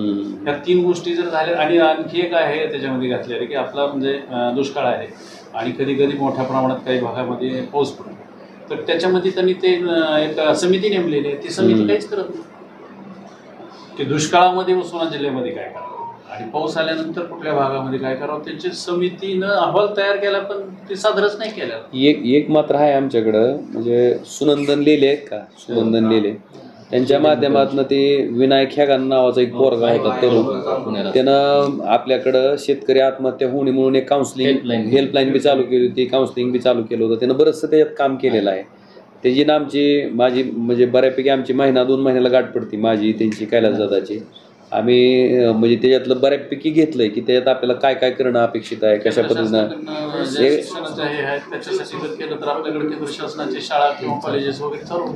केंद्रीय विद्यालय करू आपण. मी मागणी केलेली आहे केवीची बी मागच्या वेळेस बी केलेली केवी आणण्याच्या दृष्टीनं आपण पूर्ण उच्च शिक्षण आणि स्मार्ट विलेजच्या संदर्भात आता नवीन आणखी त्यांनी बरेच ॲडिशनल माझा प्रश्न निधी जे आहे तोही वाढविलेला आहे आणि त्याच्यामध्ये असं केलं की सुरुवातीच्या काळामध्ये साधारण जर तुम्ही 3 गावं जर घेतली आणि ते जर स्मार्ट विलेजमध्ये जर ते जर सगळा पूर्ण जर निधी आला तर त्याचं अनुकरण करण्यासाठी पुन्हा 5 गावाला निधी दिला जाणार आहे. एक तुम्हाला सांगू का तुम्ही आत्ताच्या परिस्थितीत सुद्धा म्हणजे मागच्या 5 वर्षाचं किंवा त्याच्या 5 वर्षाचं बी केंद्र सरकारच्या निधीचं वाटपाचं सूत्र जर बघितलं का तर परिस्थिती अशी आहे की केंद्र सरकार मोठ्या शहरासाठी प्रचंड मोठ्या प्रमाणात पैसे द्यायला लागले पण त्याच्या उलट ग्रामीण भागासाठी मात्र पैसे द्यायच्या बाबतीत त्याची फार मोठी अनवस्था आहे. कारण पूर्वी आपला आता अवर्ग नगरपालिका आहे पूर्वी आपल्याला म्हणजे 10 वर्षापूर्वी अवर्ग नगरपालिकेला वित्त आयोगाचे किती पैसे यायचे आणि आता किती येते तुम्ही त्याचा अभ्यास करा. फार मोठा डिफरन्स आहे. केंद्र सरकारनं काय धोरण स्वीकारलंय ज्या मेट्रोपॉलिटन सिटी आहेत तुमच्या पुणे असेल मुंबई असेल नागपूर असेल नाशिक असेल त्याच मोठ्या करायच्या आणि हे जग पूर्ण डाऊनस्ट्रीमला न्यायचं असा प्रकार चालू आहे बघा. ती फार मोठी गोष्ट आहे. मला वाटतं नंदुबाईने त्यावेळेस तिने निदर्शनास माझ्या बी आणून दिली होती कैलासदादाची बी आणून दिली होती की ही जी आता धोरण राबवले ते अतिशय चुकीचं आहे केंद्र सरकारचं. दुसरं तुम्ही हायवेसाठी एवढ्या मोठ्या प्रमाणात पैसे खर्च करता का तर टोल मिळते. मग ग्रामीण भागातले जे रस्ते आहेत ती प्रधानमंत्री ग्राम सडक योजनेच्या अंतर्गत जर तुम्ही बघितलं त्याचं रोटेशन जर बघितलं काम करायचं तुमची काम रस्त्याची लांबी असती समजा फॉर एक्झाम्पल 3000 किलोमीटरची आणि तुमचे रस्ते मंजूर होते 5 वर्षातले किती 100 किलोमीटर 150 किलोमीटर. मग 3000 किलोमीटरपैकी 150 किलोमीटर जर 5 वर्षात होणार असेल तर ही 3000 किलोमीटरचं रोटेशन यायला किती वर्ष लागणार आहे. मी त्याही बाबतीत केंद्र सरकारला बोललो होतो की तुम्ही इकडचा पण निधी वाढवा ना. जसं तुम्ही हायवेच्या बाबतीत लक्ष घातलंय सगळं घातलंय त्याच पद्धतीने तुम्ही ग्रामीण भागाच्या रस्त्याला पण तुम्ही ही द्या ना. आणि त्याच्यात दुसरी सगळ्यात मोठी अडचण अशी आहे की ग्रामीण भागातले रस्ते तयार करत असताना त्याचं जे एस्टिमेट तयार होतं आहे त्याच्यात लोड कॅपॅसिटीवर तयार होतं आहे. मी त्यांना तीही विनंती केली होती की आमच्याकडचा शुगर बेल्ट आहे, तुम्ही जर असा अपेक्षित धरत असाल की 10 टनाचं आणि 15 टनाचं जो वाहन फक्त त्याच्यावरून जाईल तर असं नाही. आमच्याकडं 40-40, 50-50 टनाचे, अगदी 100-100 टनाचे सुद्धा म्हणजे शुगर फॅक्टरीपासून वाहतूक करणारे जे ट्रेलर आहेत ते मोठ्या मोठ्या क्षमतेचे आहेत. तर किमान शुगर बेल्ट जिथं आहे, जिथं साखरेचं उत्पादन होतं आहे अशा ठिकाणी तरी तुम्ही किमान रस्त्याचं एस्टिमेट तयार करत असताना त्याचे जे स्टँडर्ड आहेत की त्याच्यावरून किती कॅपॅसिटीचं टनेजचं वाहन जाणार आहे हे अज्युम करून तुम्ही त्या पद्धतीचं एस्टिमेट तयार करा. ही मागणी मी मागच्या वेळेस सुद्धा ग्रामविकास मंत्रालयाला केली होती, लोकसभेत मी मांडली होती. त्याच्या बाबतीत मंत्री महोदयांनी मला सांगितलं होतं की बाबा आपण त्या पद्धतीनं करू, कारण कर्नाटकमध्ये तशा पद्धतीनं काही ठिकाणी केलेलं आहे त्यांनी. तर त्याचं अवलोकन करून आपण आपल्या भागात सुद्धा राबवावे. आणि जास्तीचं म्हणजे समजा 3000 किलोमीटर लांबीचा रस्ता असेल तर तुम्ही फक्त 5 वर्षात 150 किलोमीटर घ्यायच्या ऐवजी किमान 1000 किलोमीटर तर घेणं अपेक्षित आहे. तर तेवढ्या प्रमाणात निधीची तरतूद करावी ही पण विनंती केलेली आहे.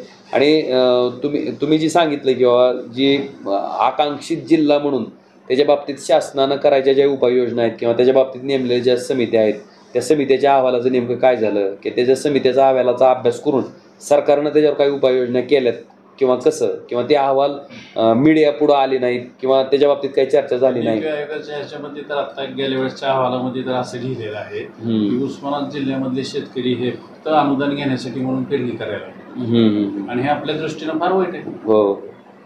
आणि मग त्यांनी प्रोजेक्ट सुचवलेत सगळे पूर्ण. त्या प्रोजेक्ट पैकी आपण जर समजा प्रस्ताव जर दाखल केले तर ते होऊ शकतं. नाही पण जनजागृती व्हायला पाहिजे. नाही पण एक सांगू तसं बघितलं तर मराठवाड्यात किंवा राज्यात धरणाशी सुद्धा शेतकरी आत्महत्या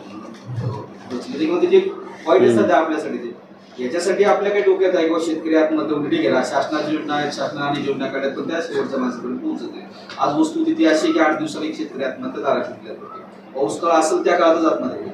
आपण खासदार म्हणून या भागाचा प्रतिनिधित्व करताय, त्यासाठी नेमकं शेतकरी आत्महत्यासाठी किंवा त्या रोखण्यासाठी निर्देशन वाढला पाहिजे जिल्ह्यासाठी आहे काय, त्याच्यात दुसरा काही आपल्या डोक्यात असं काही बिझनेस प्लॅन आहे का किंवा आपण त्याच्या मला वाटतं त्याच्यामध्ये कसं आहे माहिती का, सुप्रियाताई सुळेनं संपूर्ण रिसर्च करून ह्याच्यामध्ये तुमच्या खासदार म्हणून असताना तरी त्याचा संपूर्ण अहवाल मराठवाडा, विदर्भ आणि पश्चिम महाराष्ट्रात सुद्धा त्याची जी आत्महत्या होतात त्याचा अहवाल सादर केलेला.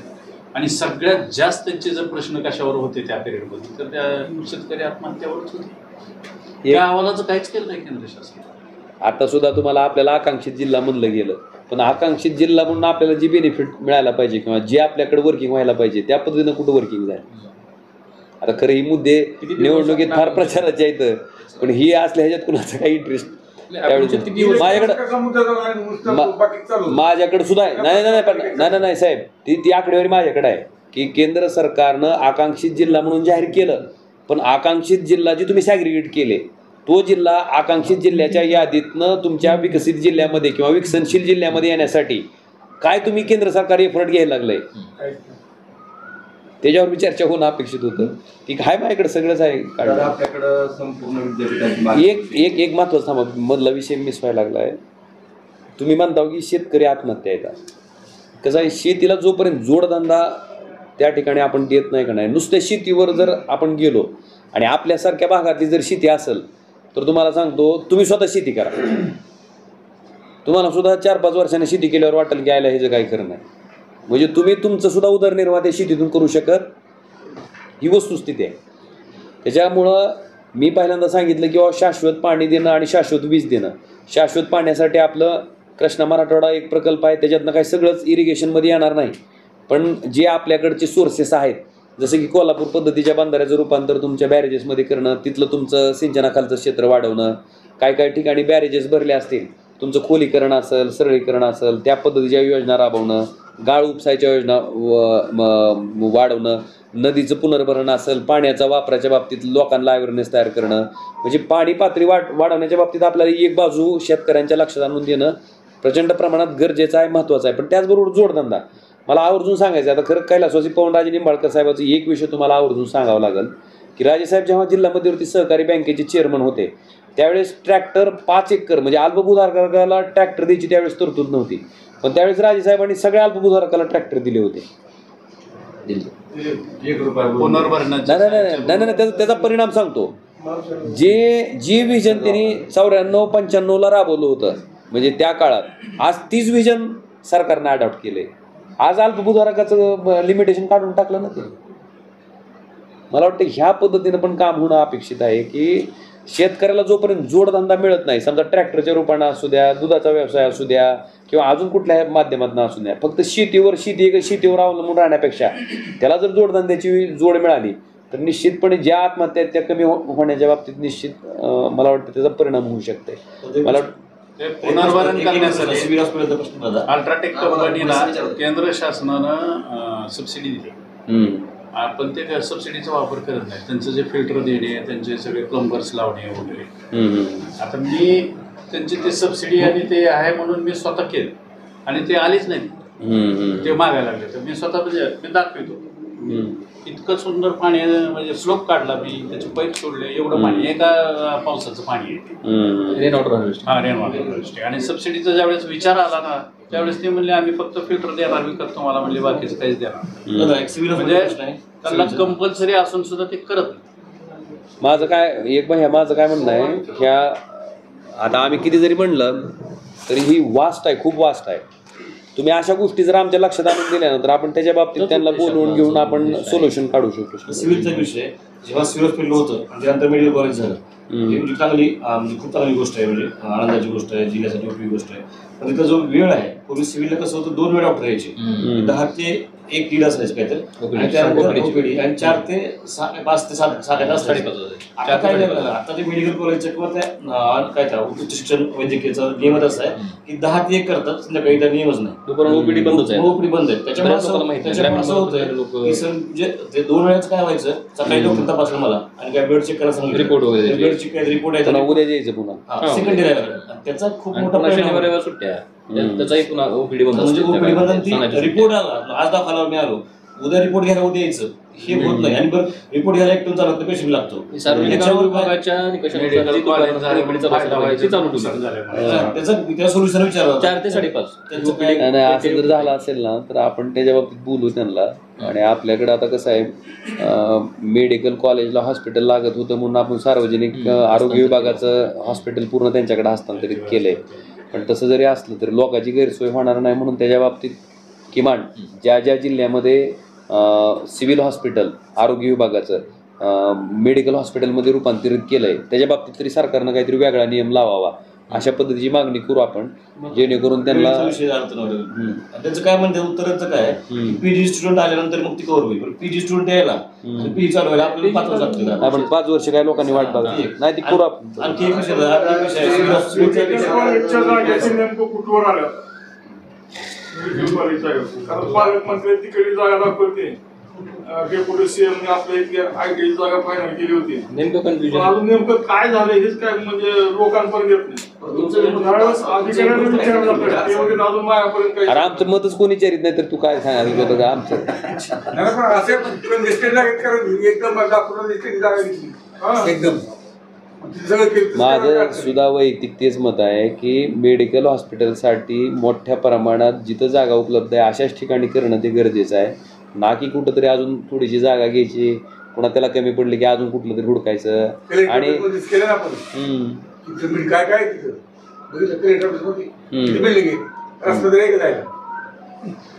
पूर्ण विद्यापीठ मागणी 2 वर्षापासून आपली प्रलंबित आहे. उच्च शिक्षणाचा प्रश्न आहे, विद्यापीठ अनुदान आहे ते आता UGC मार्फत महाविद्यालयाला वर्षातून 2दा प्रवेश देण्याची भाषा चालू आहे. त्याचा आता निर्णय निघायला लागलाय. तर वर्षातून 2दा निघाला काय झाले हा तर तो निर्णय झालाय. म्हणजे कसं मला नाही कळालं. मला विद्यापीठात प्रवेश 2दा आता 2दा प्रवेश पेज आहे पूर्वी जूनला म्हणजे शैक्षणिक वर्ष संपला की 6 महिन्याला सेमिस्टर पद्धत केली. तर त्या पद्धतीनं एकतर दर्जा शिक्षणाचा राहिला नाही, उच्च शिक्षणाची आपल्याला सोय पण नाही आणि पूर्ण विद्यापीठाचं आपलं स्वप्न तसंच राहायला लागलं. 2 वर्षापासून आपण मागणी करतोय ती पण होणं गरजेचं आहे. खासदार म्हणून जेवढ्या तुमच्या तिथं मला मांडणं गरजेचं आहे HRD मिनिस्ट्रीकडे, कारण कसं आहे शेवटी एज्युकेशन पॉलिसी तयार होत असताना त्यांनी पूर्ण सगळा अभ्यास करून तयार केलेले असतात. पण माझा स्वतःचा वैयक्तिक असा अभ्यास आहे की बाकीच्याला फार काही कळत नाही, जी काय कळतंय ती 2 ते 3 माणसालाच कळतंय आणि त्यांच्या डोक्याला जी येईल त्या पद्धतीनं देशातल्या बऱ्याचशा पॉलिसीज ठरलेल्या मी स्वतः बघितलेल्या आहेत. मी अतिशय म्हणजे गांभीर्यानं बोलतोय. कदाचित हा माझं भाष्य कुणाला पॉलिटिकल वाटेल, पण निश्चित मला वाटतं त्या पद्धतीचं काम मागच्या 5 वर्षात झालेलं तर माझ्या डोळ्यासमोरच मी बघितलेलं आहे. आणि तुम्ही म्हणताय तसं समजा हे जे एखादी एज्युकेशन पॉलिसी तयार करत असताना त्याचे नफा नुकसान फायदे तोटे याचा सारासार विचार करून ती पॉलिसी इम्प्लिमेंट करणं अपेक्षित आहे. तर त्याच्या बाबतीत तुम्ही म्हणताय तसं जी काय तोटे आहेत ती पण आपण केंद्र सरकारच्या लक्षात आणून देऊ आणि ती बदलायला भाग पाडू. सध्या काय झालेलं आहे, सध्या प्राध्यापकाची संख्या प्रत्येक कॉलेजमध्ये भरतीच नाही आहे.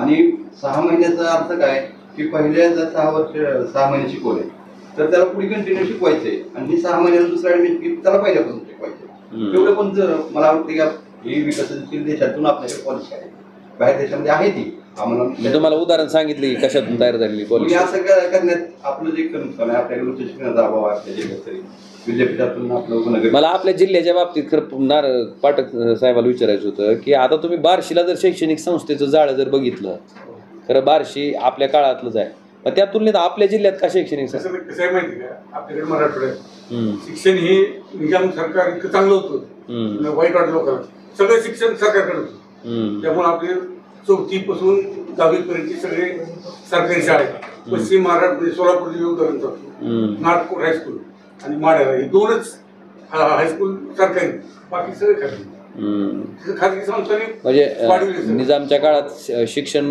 फक्त मराठवाड्यात सरकारी होतं. सरकारी, बाकी महाराष्ट्र वाटच 2 बोरफळावचा रस्ता अनेक वर्षापासून क्लेम देत होता. मतलब मधल्या काळामध्ये बार्शी ते जिजाऊ चौकापर्यंत काम सुरू झालं. मात्र हा मुख्य रस्ता आहे शहरातून बाहेर जाण्यासाठी. त्या रस्त्याची अत्यंत दयनीय अवस्था झालेली आहे. रुंदीकरण नाही किंवा रस्ता नाही म्हणता तरी कोल्हापूरच्या आमदारांनी शिफारस केली की बजेटची 600 कोटी रुपये काहीतरी. आणि 68 कोटी बजेट मिळालं, टेंडर आलं, टेंडर 11 वगैरे भरलं, पण कुणाला काम द्यायचं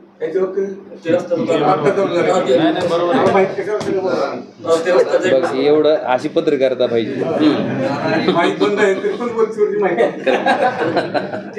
बंद असून एवढी माहिती ठेवली काय गावामध्ये जावं लागतं.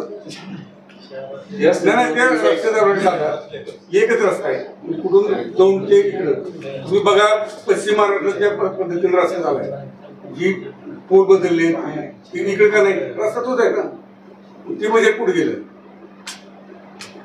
आता सध्या व्हायला नको आहे. नाही ही दुजाभाव जे आहे का ना पाटील साहेब, बऱ्याच गोष्टीत आपल्याला त्यांच्या, आता तुम्ही एवढं कशाला MSVचे डिव्हिजन सुद्धा बघा, तुम्ही बार्शीत बघा किती क्षेत्रासाठी डिव्हिजन म्हणजे तुमचं JE आहे, आणि आपल्याकडे आणून बघा मोठे लोट केलेत, म्हणजे माणसानं फार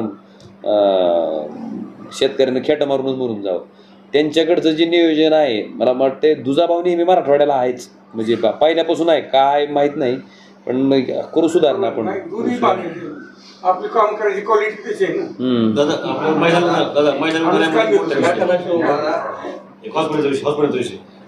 मैदानाचा विषय आहे, मैदानाची काही क्षमता वाढ करणारा तो वगैरे आहे.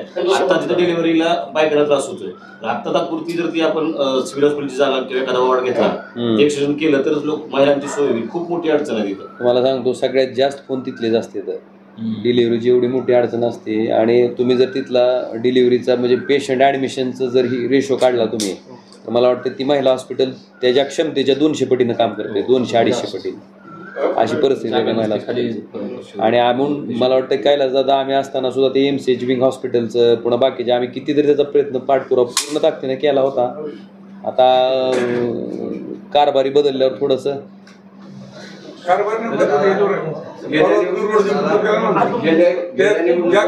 काम चालू आहे तसं मला गेल्या निवडणुकीमध्ये आपल्याला काय करायचं, आपण काय करू पाठक साहेब की त्यांचा DPR किंवा त्यांच्या भागात झालेला कामाचं इस्टिमेट किंवा त्यांना 1 किलोमीटरला दिले गेलेला म्हणजे रेट आणि आपल्याकडे दिले गेलेला रेट दोन्हीचं पण कंपॅरिझन करू, आणि त्याच्यापेक्षा एक बिडा उजवं करत असेल तर आपण स्वतः त्याला भाग पाडू करायला. गेल्या निवडणुकीमध्ये 10,000 रोजगार निर्मितीचं जे काही तुम्ही आश्वासन दिलं होतं, प्रयत्न केला काय म्हणतात, तसं आपण 3 वर्षापूर्वी संसद दाखवायचे काय आश्वासन दिलेलं घेऊन जातो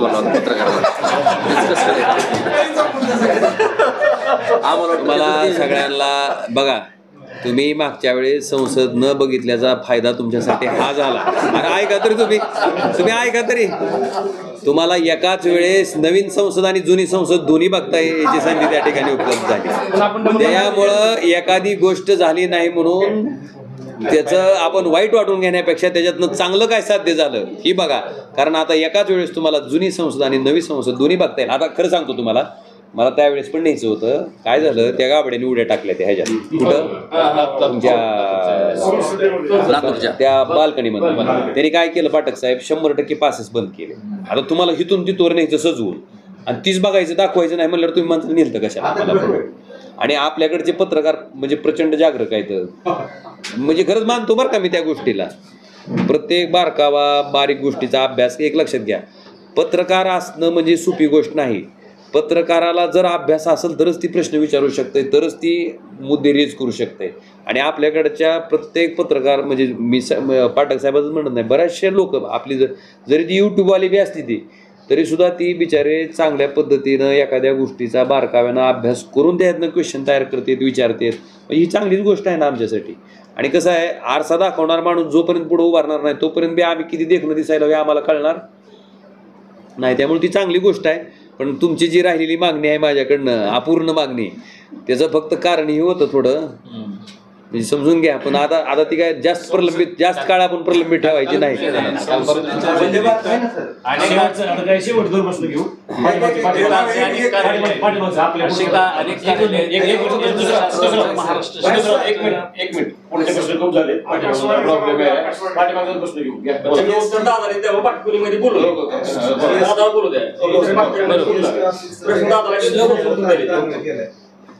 जीएसटी ऑफिसचं काहीतरी व्यापाऱ्यांचं म्हणणं आहे 3 जिल्ह्याचा प्रांगण केलं. मला द्या आता विरोधी पक्षाचा खासदार ह्या नात्यानं तुमच्या प्रत्येक मागणीला वाचत फोडणं ही माझं आद्य कर्तव्य आहे. सरकारच्या डोक्यावर बसून त्याला सोल्युशन काढणं आणि चांगल्या ताकदीनं करू आपण. का नेमकं तसं केलंय बघू आपण.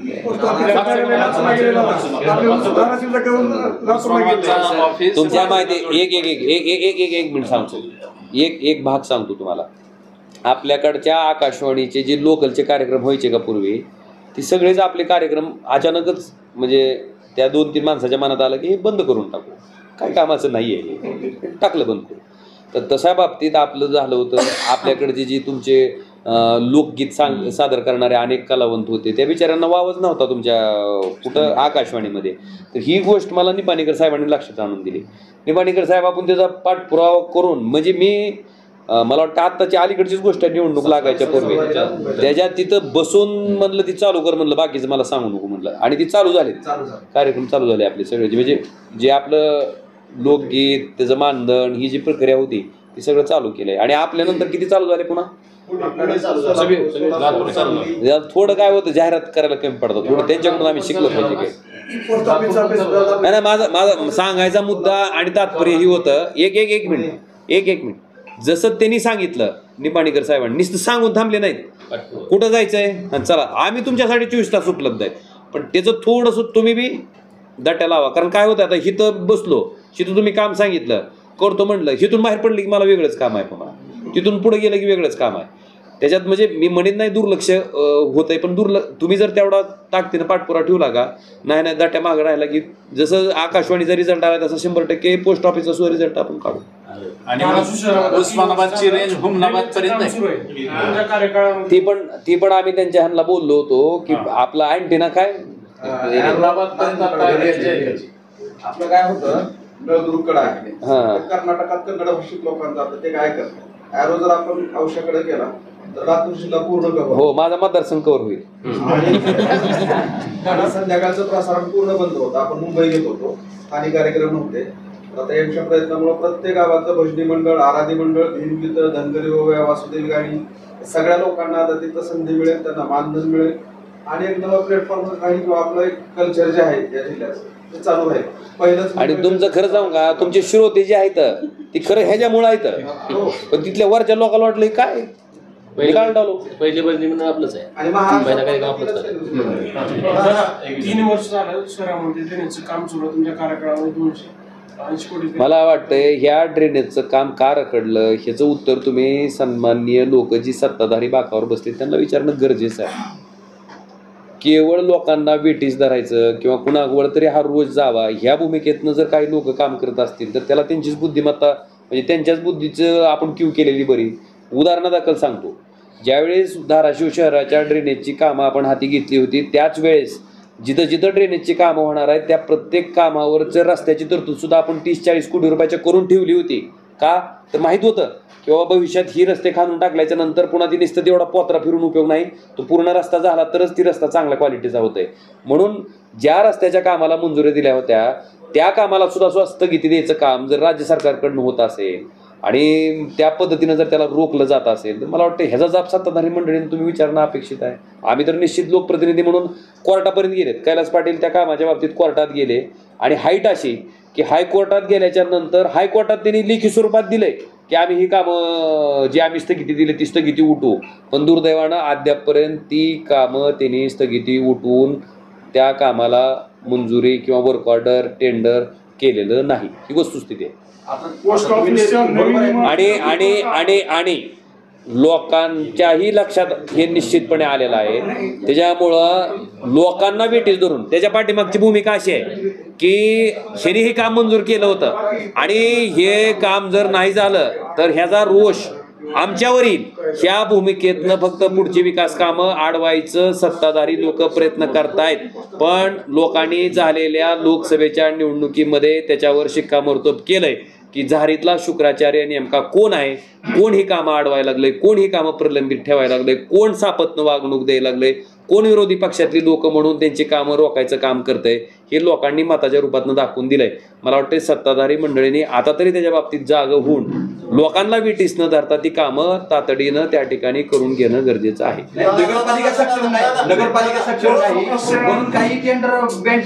खरं ही प्रश्न तुम्ही त्यांना विचारायला पाहिजे. का विचारत नाही? असं कधीच झालं नाही. असं कधीच झालं नाही. असं पहिल्यांदा झालं. का झालं? त्याचं टेंडर किती लोकांना सुटलं होतं. इच्छित असलेल्या माणसाला टेंडर मिळत नाही. त्याच्यानंतर इच्छित असलेल्या माणसाला काम देण्याच्या दृष्टिकोनातून हा प्रकार झालेला आहे. मला वाटतं ह्याचे साक्षीदार आम्ही ना तुम्ही सगळेच जण आहेत ना. तुम्ही विचारायला पाहिजे ना त्यांना का केलं म्हणून असं. आणि एक मी क्लिअर सांगतो, जोपर्यंत तुम्ही लोकशाहीचे चौथे स्तंभ आहेत, जोपर्यंत तुम्ही ह्या गोष्टी त्यांच्या तोंडावर विचारायला चालू करणार नाही किंवा तुम्ही ही पाप केल्यामुळे ही त्रास आम्हाला सहन करावा लागतंय आणि जाब त्यांना विचारणं अपेक्षित आहे ना. कोणी असो, आम्ही असू, त्यांनी असू, कोणी असो, ज्याचं चुकतंय तिथं तुम्ही विचारणं गरजेचं आहे. आणि विचारल्याशिवाय त्यांच्याही लक्षात येणार नाही. आजपर्यंत एकानंही विचारलं नाही त्यांना. आणि काय व्हायलंय, कोण विचारत नाही ह्याचा अर्थ हम करीसू कायदा आहे. विचारा तुम्ही, बघू बरं. एकदा तुम्ही त्यांना झटका दिला, एकदा बदनामी झाली तर लोकप्रतिनिधी एका मिनिटात त्याची अक्कल ठिकाण्यावर येते. काय नाही, आंबेडकर पुतळ्यापासून तुमच्या समता कॉलनीकडे केलेलं त्यांच्याच कार्यकर्त्यांना केलेलं आहे ना रोड. काय अवस्था आहे त्याची? आणि माझं तर म्हणणं आहे नाही हामिरे साहेब, नगरपालिकेनं एकत्रित टेंडर काढले होते. ते कामं जर नगरपालिकेच्या माध्यमातून झाले असते तर त्याचा दर्जा सुद्धा चांगला राहिला असता. त्या कामाचे 10-10 लाखाचे तुकडे पाडल्यामुळे अक्षरशः त्याची बदतर अवस्था झालेली आहे. आणि ती कामं कशा पद्धतीनं होणार आहे तुम्ही बघणारच आहेत आता भविष्यात. पोस्ट ऑफिसच्या नवीन इमारतीचं काय झालंय, वर सरकार मिल बाटके खाओ, खाली कार्यकर्ता मिल बाटके खाओ. ते बघा तुम्ही आता. तुम्ही पोस्ट ऑफिसच्या नवीन इमारतीच्या बांधकामाचं कुठवर आलं? कारण गेल्या वेळेस तुम्हाला विचारलं तुम्ही किंवा मुंबईपर्यंत प्रस्ताव घ्याल. आता नेमकं काय चालू आहे? ही जी स्पीड अशी आहे म्हणजे या स्पीडचा कोणच विचार करू शकत नाही. अशा पद्धतीने स्पीड आहे त्याची. आहे पाठपुरावा चालू. बघू जितक्या लवकरात लवकर होईल तेवढं पोस्ट ऑफिसचं जे अधीक्षकाचं जे कार्यालय होतं ते हो लातूरला गेलंय. ते आपलं इकडे आणायचं चालू आहे. गेल्या 15 वर्षापासून तुळजापूरकरांची आणि भाविकांची एक मागणी आहे, मंदिरामध्ये रेल्वे बुकिंग पाहिजे. यामा तुळजापूरकरांना एक तर उस्मानाबाद धाराशिव यावं लागतं सोलापूरला. भाविकांची गैरसोय. विनंती अशी तुळजापूरकर म्हणून फक्त मंदिरात एक बुकिंग सेंटर चालू. निश्चित माझं म्हणणं आहे की रेल्वेची विभागीय बैठक प्रत्येक 3 महिन्यातनं एकदा होती. तर आजच तुम्हाला त्या बैठकीचं निमंत्रण देतो आणि तिथं त्या खासदाराला अशा जे विषय असतात त्याची एक यादी करून तुमचे जे जनरल मॅनेजर असतात रेल्वेचे, आता आपलं सेंट्रल रेल्वेच्या ह्याच्यात येतं तर ती जनरल मॅनेजर आमच्याकडून घेत असते. तर ह्या मिटिंगला तुम्हाला आवर्जून घेऊन जातो आणि तिथं आपण त्याच्या बाबतीत त्याची सोडून म्हणजे तुमचं जे अपेक्षित आहे की रेल्वेचं बुकिंग मंदिरात सुद्धा एक काउंटर पाहिजे तर तशी मागणी करून तिथं द्यायची व्यवस्था करू. आजच्या या नंतर आता आपण चर्चा केली काहीतरी ठोस करायचं आपल्याला 7 वर्षात. सध्या जालना ते जळगाव रेल्वे मंजूर झाली. उस्मानाबाद ते जालना ते आपण जर पाठपुरावा करून हे केलं तर औरंगाबाद तर होतच नाही. हे तर उस्मानाबाद ते जालना होऊ शकते. मला रावसाहेब दानवे म्हणले होते त्यावेळेस. परवा दिवशी तिथं माझ्या कट्ट्यावर झालं त्यांनी सांगितलं हो हो हे मी करून घेतले सगळं झालं तिथं. करू आपण ते. मला रावसाहेब नाही माझा कट्ट्यावर नाही. मी त्याचं नाही नाही नाही पण त्याच्या पूर्वी माझी त्यांची चर्चा झाली तर त्यावेळेस ती मला म्हणले होते आणि ते आपण 100% ती मागणी करू. करूनच घेऊ त्याच्याबरोबर हे साईड बाय साईड करू म्हणजे कनेक्टिव्हिटी होईल ना पूर्ण.